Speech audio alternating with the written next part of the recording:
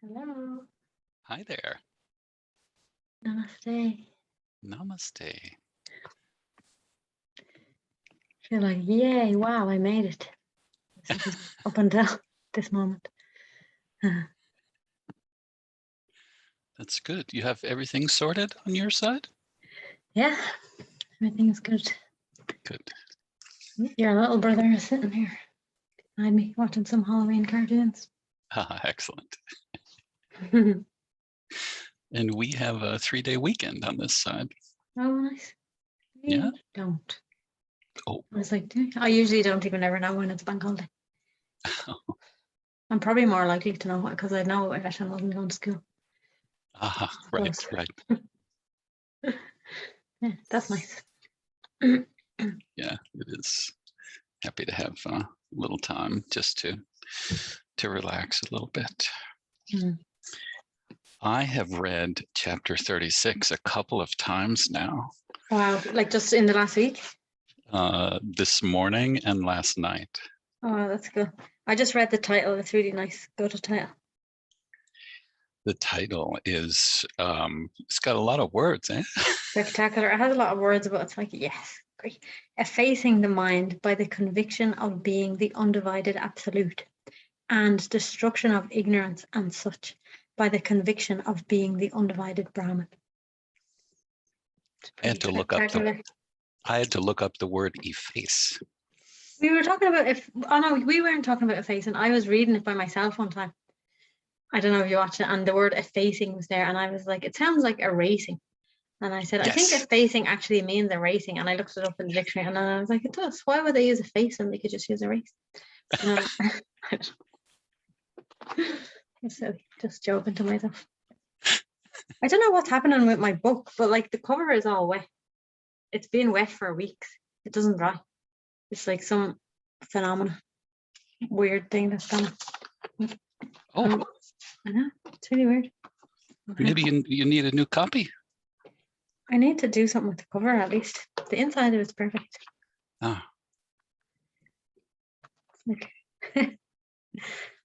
It's kind of like the same as us. It's like the inside is perfect, but the outside, like images, are like disappearing. So same like this. It's like it's literally like it's wet and it's. Oh. I don't know if you can see how kind of floppy it is, and it's literally wet, and it's been wet for ages. Every week I pick it up when it's wet. One time I left it in the sun, and another time I think I left it on top of the radiator, and now it's still wet. It's like mysterious. I don't know how. I see. I know. I see. It's the ocean, oceanic.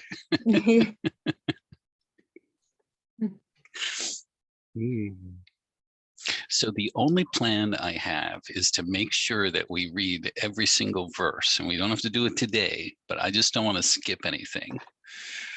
And if I could have any influence on our reading it, it would just be to maybe even slow things down a bit, so we could really, really drink it in, and give a chance to see if there's more to be said about a particular thing.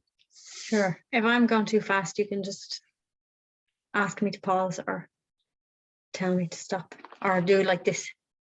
Time out. All time out. Okay. Okay, cool. Or whatever you need to do. I don't mind. Well, what's your pleasure? Yes, I'm please. going as if I'm about to start.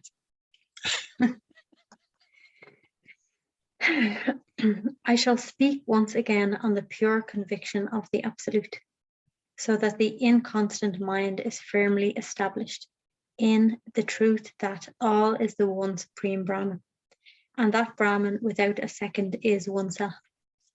Even if one has all the education in the world, if the mind does not remain firm and undisturbed, the intractable travails of transmigration will never cease. There is no doubt about what is said.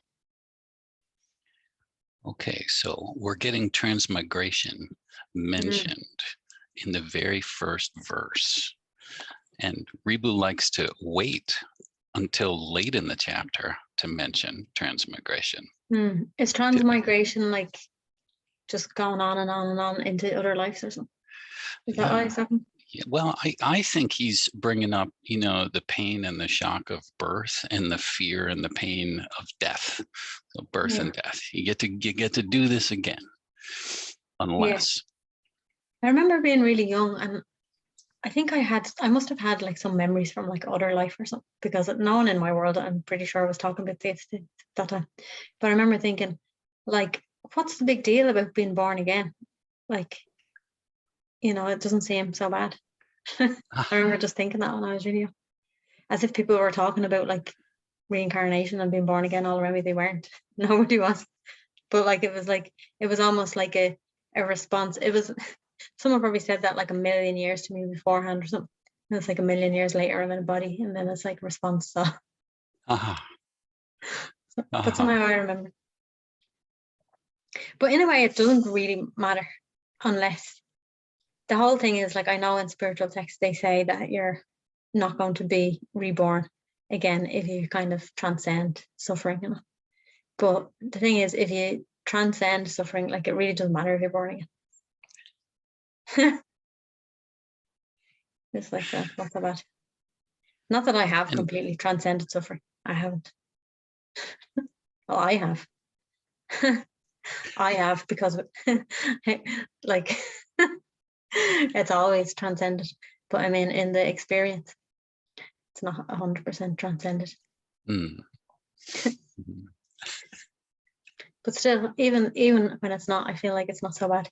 I feel like once you're kind of dedicated and open to truth and grace, and if you're reading texts like this, even if you have to have a few more lifetimes, not have to, even if it happened that a few more lifetimes appeared, like, it really doesn't really matter. At least that's beautiful. Like, obviously that's just a thought, like, it's just a thought in my mind, but that's what the thought in my mind is. Read some more. Sure. There is not an atom apart from the Supreme Brahman, of the nature of existence, consciousness, bliss, the peaceful, the complete, perfectly full, the unwavering, the eternal, the misconceptionless, the veilless, and the actionless. All that is seen as the objective world is indeed the absolute, and that non-dual Supreme Brahman is myself. By such intensely steadfast conviction, conquer the mind.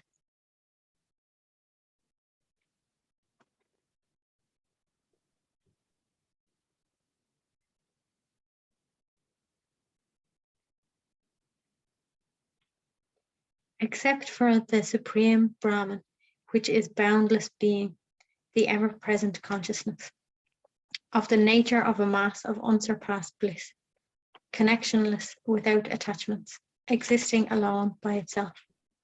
There is nothing such as the body and others ever. All is indeed the undivided Supreme Brahman, and that Brahman, the subtle, is indeed myself. By such pure conviction of the absolute, conquer the mind.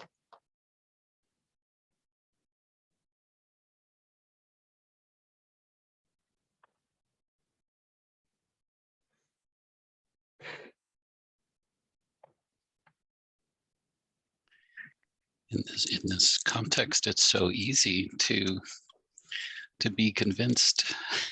Yeah. It's nice. I don't know how to be not convinced. I think maybe it's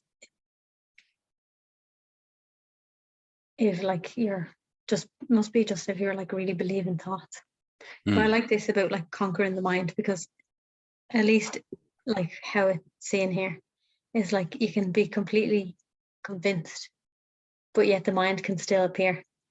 But like I feel like that's the point where it's really important to be completely convinced, because if you're not convinced, then the mind is a temptation, like it has to be no, like it kind of has to be like kind of turning away from whatever the mind is saying over and over again. It's almost like a kind of a battle or something. But in a way, it's not like a battle even, because it's like I'm looking for a word for, let's say, the absolute. The absolute has already won. like already. But it kind of seems like somehow it seems like there's a choice. So not really though. Even I think it's more like just recognizing that it's already won again and again and again. And I guess, yeah, like those, like when the mind comes, or the stories in the mind, whatever thoughts, I don't know, they're really like, they're not really tempting when you recognize that like it's not what you want. I suppose it is like that, like a conviction in your being that like that's not what I want, and it doesn't actually ever lead to anything. You know, like even if it's only this lifetime, like I don't know anything about any other lifetimes. Like really don't. So like even I'm like 39. So even in these 39 years of living, I haven't like recognized that the mind leads to anything good or useful. So like that's enough. We don't need to know about other lifetimes. You know, but you could say like 1,000 lifetimes. For 1,000 lifetimes we've been believing our mind or something, and it's never led to anything. But I think most people don't know about other lives. The people personally have a story. But I mean, it's just another belief, and the whole thing is we're letting go of all beliefs.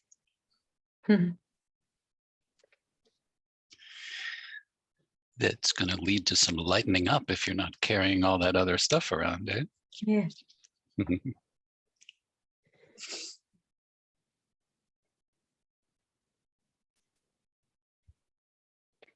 I like that. By such pure conviction of the absolute, conquer the mind. And it's like, yeah, kind of have to do that yourself in a way. I don't know, like the words aren't exactly right, but in a way you do, because it's like, I don't know, sometimes when I'm talking about A Course in Miracles comes up. You haven't ever read it, so I don't know why. But anyway, A Course in Miracles is basically saying that like our mind is made everything, you know, so our mind made whatever, all our thoughts and our way of seeing the world.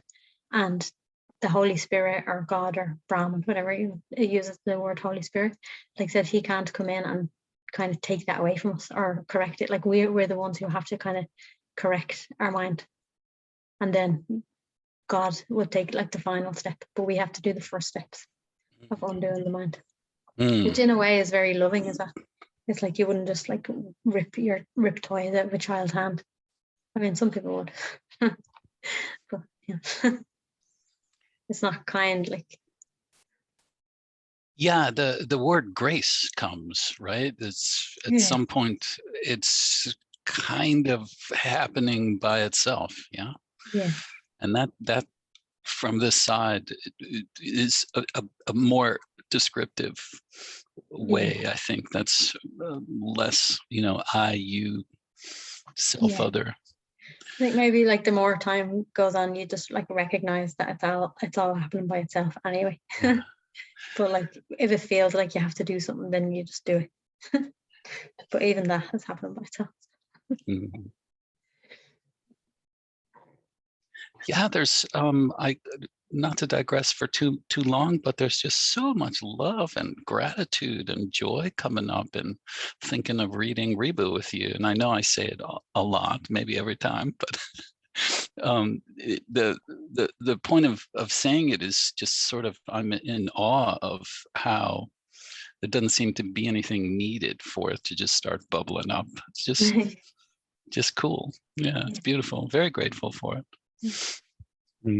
I like that. I like when Mooji says like bliss and love, and those kind of feelings are like the perfume of your being. Yeah. I like that. It's kind of like a side effect or symptom, a symptom of just being yourself. Now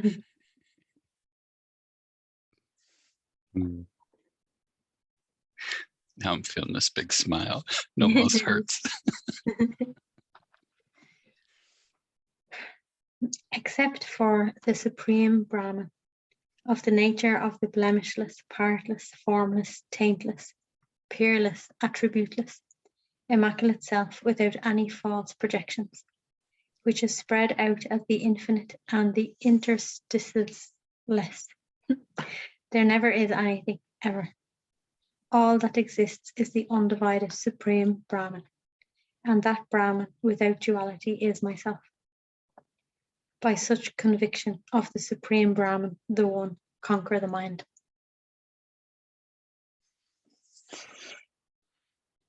Mm.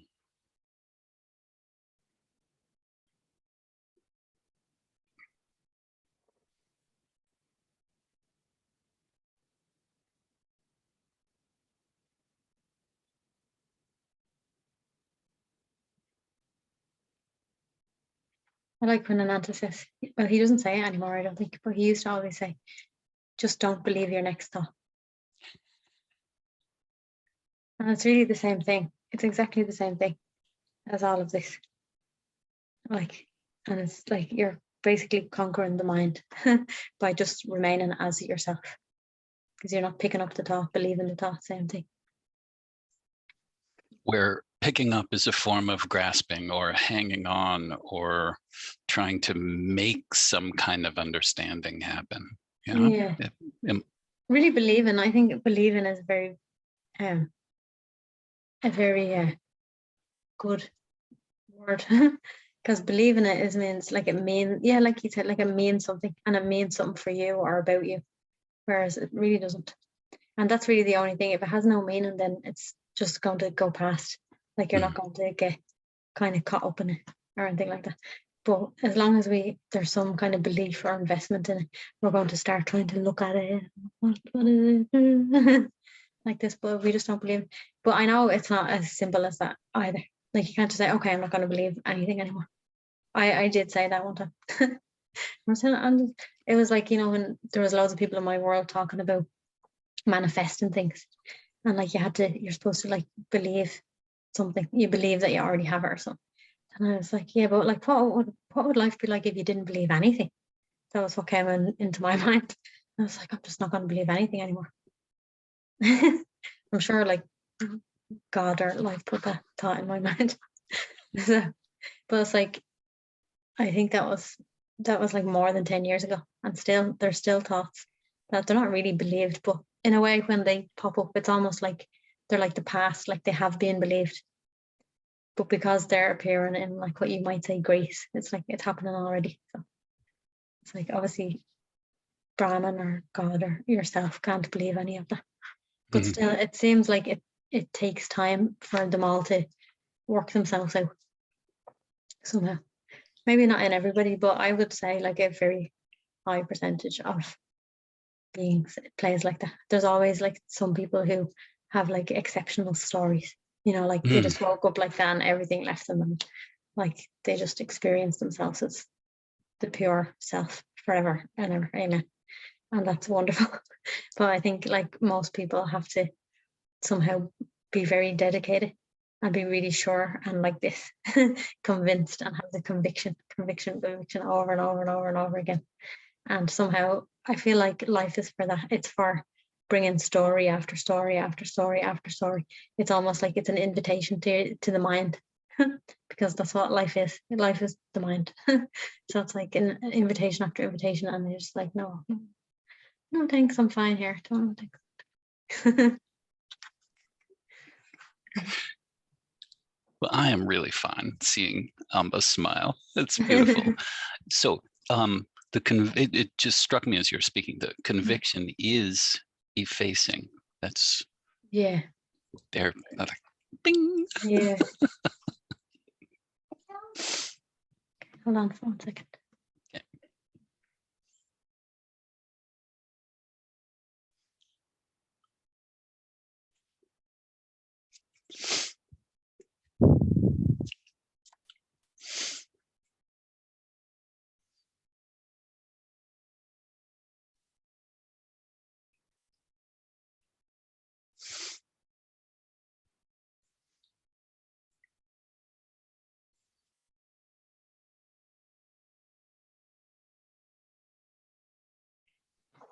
So cute.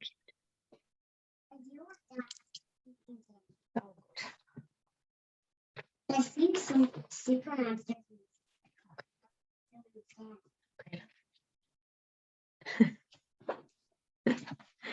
He's really into Halloween. Like hugely into Halloween. So fun. Does he have a costume picked out? Yeah, he has a spider costume from last year. And then he also bought this kind of scary skeleton mask. He's gonna have both of them Oh. at the same time, and like an axe with blood on it. He's like, Oh my. it's like super scary. And he's really happy to be scary. I get it. I He's- get it. He's bypassed the cute phase. That's for sure. He's just like, I just want to be a cat. Anyway, it's the only wants to be so scary. Shall we continue with verse 5? Yeah, would you like to read it? You go ahead. There is not an atom apart from the Supreme Brahman, the defectless, which transcends the mind and such, which transcends delusion and the seeds of creation, which transcends the waking and other states, which transcends name and form. All, indeed, is the undivided Supreme Brahman, and that Brahman, the mass of knowledge, is, indeed, myself. By such unflinching conviction, conquer the mind.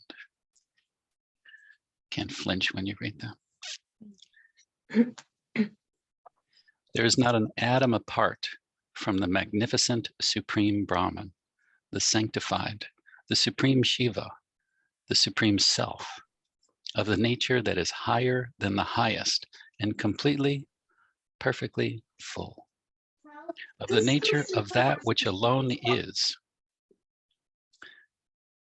and the sorrowless,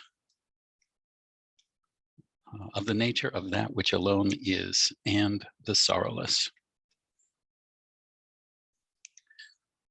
All is ever momming leading over to be mom.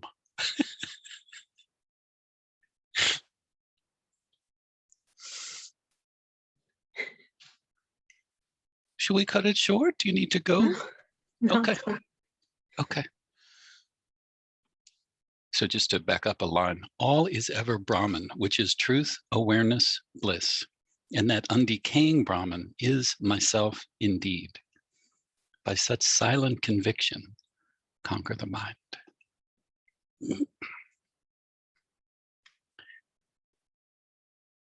I indeed am Brahman, the witness of all. I indeed am Brahman, different from all. I indeed am Brahman, pervading all. I indeed am the Supreme Brahman, the ever pure. I indeed am the Supreme Brahman, the very highest.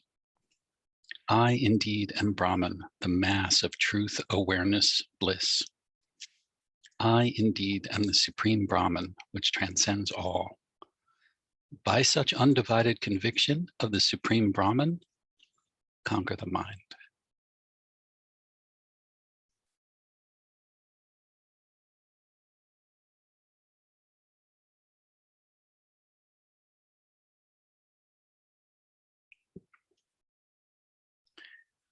What's coming is sort of the conviction and hanging on, like is, I need to cast that aside maybe. Do you mean the conviction and hanging on to Like conviction? hanging on to the conviction, yeah. Mm. It's more like sort of being grounded, I think. Because what's going here is like, you know, you're who we usually take ourselves to be, which is like a body, mind, personality, separate individual. Like that can't be certain. That can't have any conviction really about anything. It could have a thought, you know, that I'm convinced or I have that conviction, but like it's only a thought. It can't actually have a conviction because it is itself a thought. A thought can't have a conviction. But like really by saying have conviction, it's really another way of just saying be yourself, like be Brahman, because that's the only conviction, really, the only thing. That's not really the best word, but it's the only thing that can have conviction is itself. Really, isn't it? It's talking to like that aspect of itself, like though, let's say like being. Like so being is, you know, so I is Brahman, and then like I, or like let's say awareness, and then awareness's presence is being, and then like we take ourselves then to be the mind, So like it's not really talking to the mind, because mind just can't be convinced of anything at all. So it's really just like, it's just another way of saying over and over again, like recognize who you are and be that. Mm. But like you can, it's like even saying be that, like, right, just, it's really just recognize who you are, or what, recognize what you are, recognize who you are, recognize the truth. And recognize isn't like a new discovery. Like recognize means you're just noticing. You're really noticing, like you've already known, but like you kind of looked away for a second or something. It's kind of like, I don't know the meaning exactly of the word recognize, but it somehow comes to my mind, like it's kind of like remembering. It's like, it's not really remembering, because that would be memory. And like, you don't, obviously don't need memory. So you definitely don't need to grasp. Like the mind is what grasps like conviction. It's more like to just recognize that that conviction is here already. I'm looking up recognize. Acknowledge the existence of validity. Acknowledge it. Yeah. Yeah. So recognize. Yeah. I like Re-recognize. that acknowledge as well, because it's almost like it's there all the time, but we don't acknowledge it. Like we don't give it any value or importance. We don't say, oh yeah, it's there. Like, oh, yeah. It's just like somehow we just kind of ignore it. But that acknowledging of it is really important.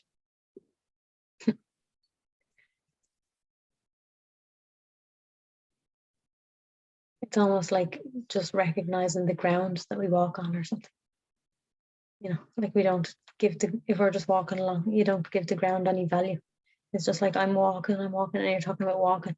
Like maybe you're enjoying the walk, or maybe you're tired of the walk, but you never give thanks for the ground that you're walking on.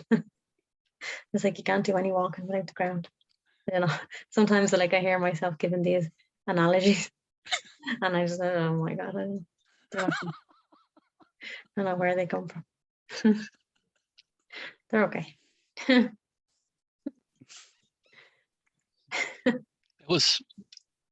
That was a few paragraphs for the Amba highlight reel. It's beautiful. There is not an atom apart from the magnificent Supreme Brahman. Leaning way over. They're leaning way over. The sanctified, the Supreme Shiva, the Supreme Self, of the nature that is higher than the highest and completely, perfectly full, of the nature of that which alone is, and the sorrowless, all is ever Brahman, which is truth, awareness, bliss. And that undecaying Brahman is myself indeed. By such silent conviction, conquer the mind. I think I read that one already. So now I'm on 7. I indeed am Brahman, the witness of all. I indeed am Brahman, different from all. I indeed am Brahman, pervading all. I indeed am the Supreme Brahman, the ever pure. I indeed am the Supreme Brahman, the very highest. I indeed am Brahman, the mass of truth, awareness, bliss. I indeed am the Supreme Brahman, which transcends all. By such undivided conviction of the Supreme Brahman, conquer the mind.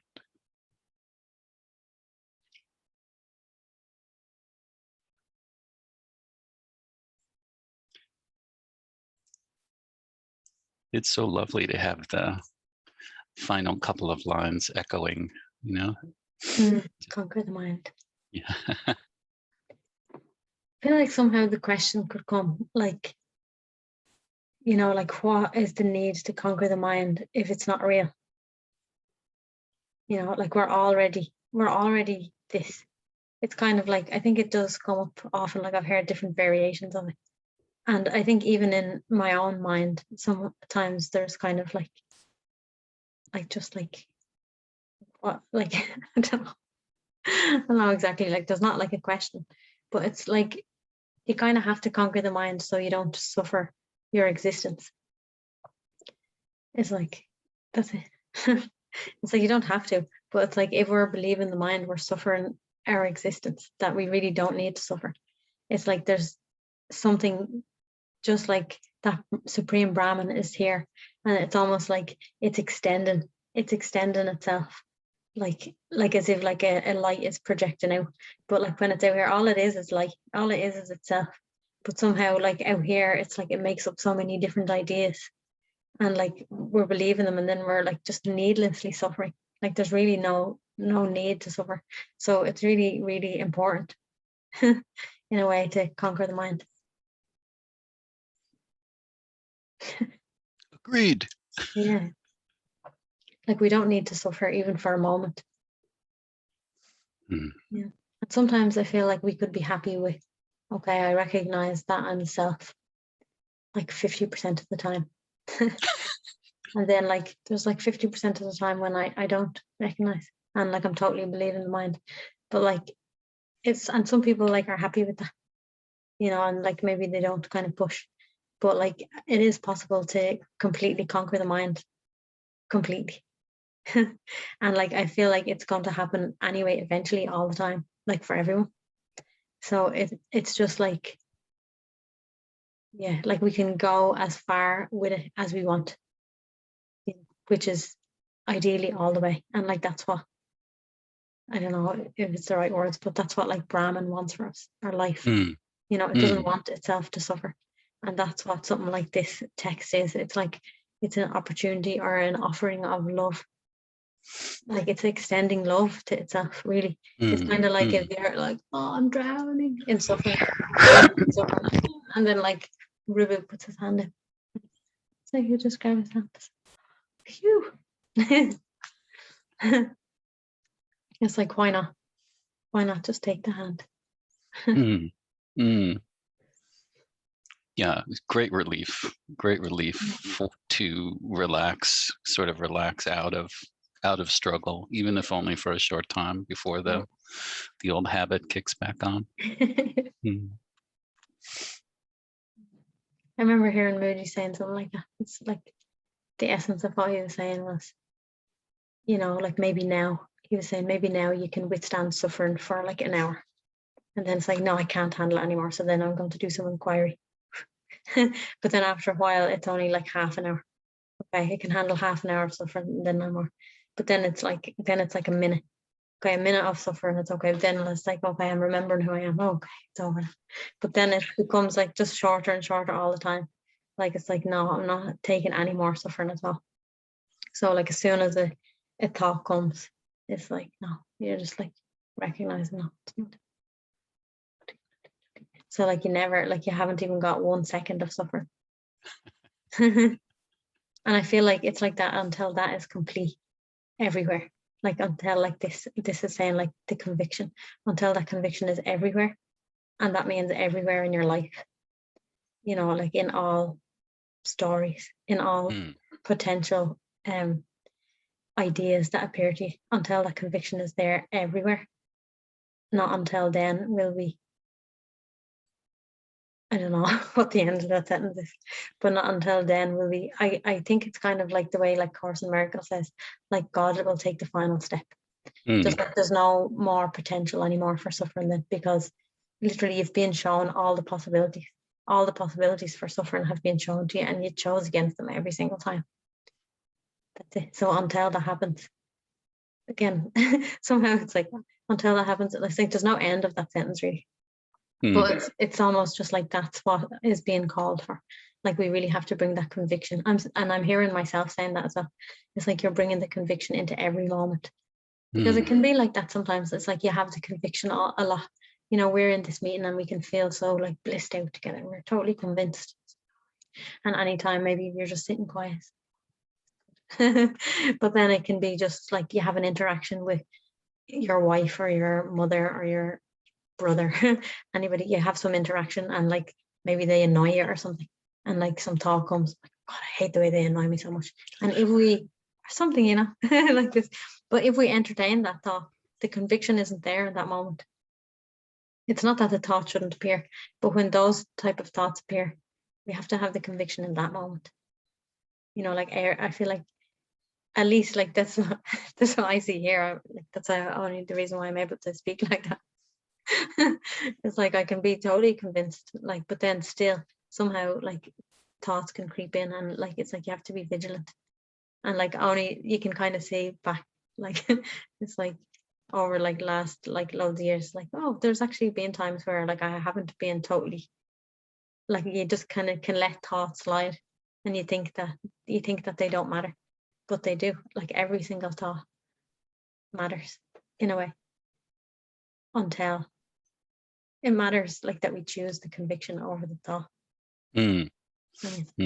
And if we don't choose it in that moment, like in a way it doesn't really matter, because like of course we are Brahman anyway all the time, but like if we don't choose it in that moment, life will give us the opportunity to choose it again.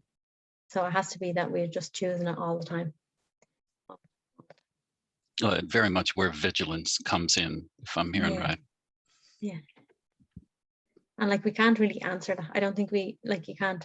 I remember like an auntie used to say in satsang to us, he used to say things like, I don't know exactly his question now, but he used to say, okay, so how much of the time are you being, or something? Not exactly like that, but he'd say how much of the time. And you might even be like, yeah, 100%, 100%. And you totally feel it. Or someone else might say like 50% or 90%. But like it really doesn't matter what you say, because none of the answers are true. Because even if you said 100%, like you're just basing it on, you know, you might be basing it on like the recent past, like maybe the last week or the last 2 weeks or whatever just comes to your mind, and maybe you have been experiencing being, but you really still don't know what's going to come, you know, like in the next day or something. So it's, I don't know why he asks those kind of questions. He's just like entertaining himself or something, I don't know. Because like I just feel like I felt they were totally valid at the time. Maybe there is a validity to them, but the more time that goes on, you kind of see you actually can't really answer those kind of questions with any truth. Like, and maybe he said this as well, like really only now matters. So, and it's not like because it's a kind of a mind question, isn't it? And it's a kind of a mind, like only your mind, I don't know if it's a mind question, but only your mind can answer in a way, like, because beyond the mind, it's nothing to do with time or like percentages or anything like that. Can I read some more? Yeah.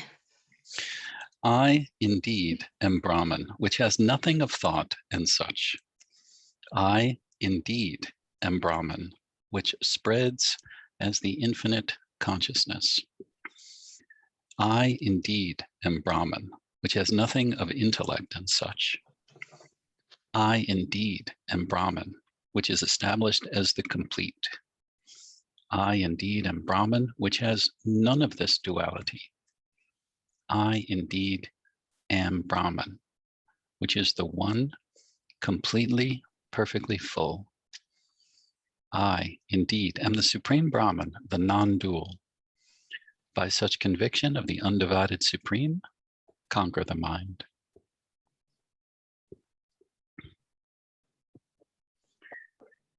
I indeed am Brahman, which is beyond wealth and such. I indeed am Brahman, which is beyond the reach of even an atom of anything else. I indeed am Brahman, which is beyond the range of the Vedas and such. I indeed am Brahman, which is beyond existence and non-existence. I indeed am the Supreme Brahman, which is the pure expanse of consciousness. I indeed am the Supreme Brahman of the nature of the self-luminous. I indeed am the pure, decayless, Supreme Brahman. By such conviction of the undivided Supreme Brahman, conquer the mind. I have to say that I love the pure expanse of consciousness.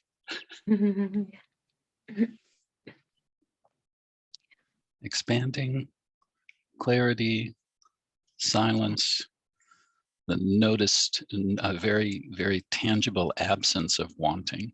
Just, yeah, I'm good with that.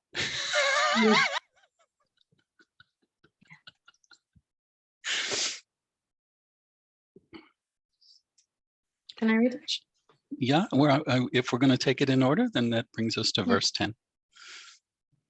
I indeed am Brahma, which is untouched by the growth and such. I indeed am Brahman, which is unsoiled even by a speck. I indeed am Brahman, which is beyond the reach of time. I indeed am Brahman, which cannot be indicated by any ideas. I indeed am the supreme Brahman, which is absolutely quiescent. How do you say that word? Quiescent, yeah. I just hear quiet when you say quiescent. Yes. I indeed am Brahman, which has no trace of transmigration. I am the supreme Brahman, the taintless, the abodeless. By such conviction of the undivided supreme, conquer the mind.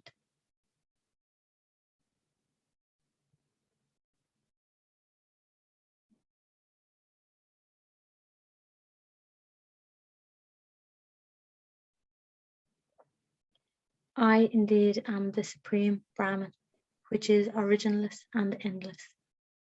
I indeed am the supreme Brahman, which is bodiless. I indeed am the supreme Brahman, which is casteless and clanless. I indeed am the supreme Brahman, which is devoid of the sextet of changes. I indeed am the supreme Brahman, which is the mass of knowledge. I indeed am the supreme Brahman, which is the fullest of the perfectly full. I indeed am the unaffected, undivided, supreme Brahman. By such one-pointed supreme conviction, conquer the mind.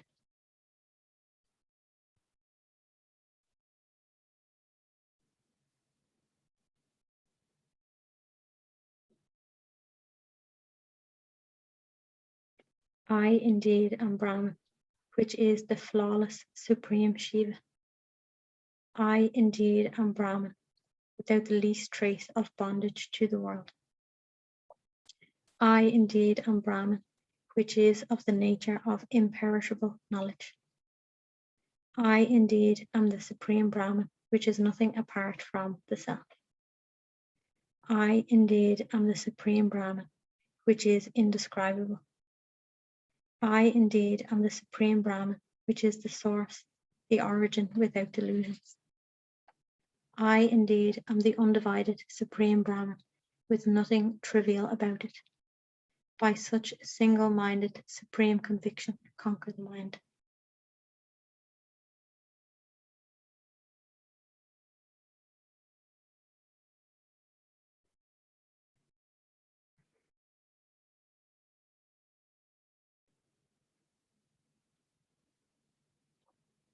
The elements and nature, their composite, are all of the nature of Brahman. The world and all things are entirely of the nature of Brahman. All the perishable worlds are entirely of the nature of Brahman. The worlds which are uncreated are all of the nature of Brahman. What appears as a difference is entirely of the nature of Brahman. The myriad galaxies are all of the nature of Brahman. Great sage, by the delusionless conviction that I am that supreme Brahman, conquer the mind.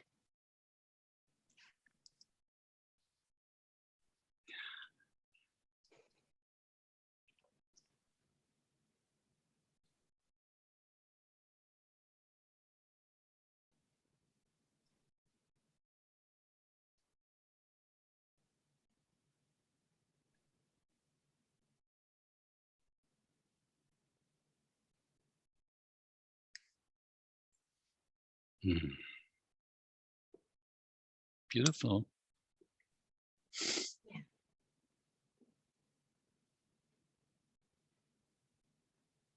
I feel like that's enough for today. Okay. Absolutely no hurry to get through this one.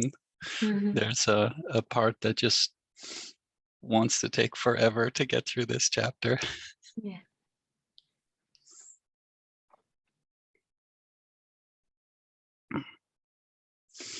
Thank you so much.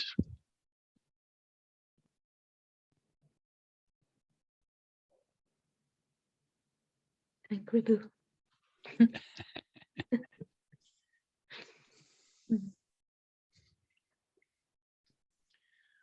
Well, my little brother has to wait a few more weeks until Halloween Day, the 31st. Yeah. That is, let me look what day of the week it is. Oh, it's a Sunday. It's like 3 So, days still to go. yeah, so right back to school after all the candy gathering, yeah. I know. Hanuman told me he loves M&Ms, so Oh yeah.